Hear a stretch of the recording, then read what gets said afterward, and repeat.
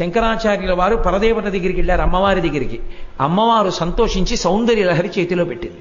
పట్టుకెళ్ళవాయా శంకరా అంది.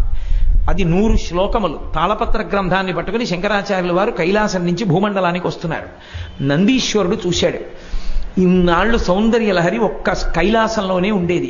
ఇప్పుడు భూమి మీదకి వెళ్ళిపోతే కైలాసం గౌరవం తగ్గుతుంది.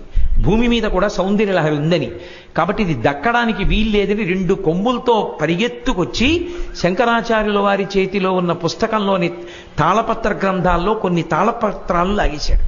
మిగిలినవి శంకరుల చేతిలో ఉండిపోయాయి. 59 శ్లోకాలు ఉన్న తాళపత్రాలు వెళ్ళిపోయాయి, 41 ఉండిపోయాయి. శంకరుడు కించిత్ బాధపడ్డారు, అమ్మ ఇచ్చిన దాంట్లో కొంత భాగం పోయింది. అప్పుడు అశరీరవాణిగా అమ్మవారు పలికింది, శంకరా, నందీశ్వరుడి చేత ఎందుకు తీయించేశానో తెలుసా? నువ్వు అపరశంకరుడివి, నువ్వు ఈ సౌందర్యలహరి శ్లోకాలు పూర్తి చెయ్యండి.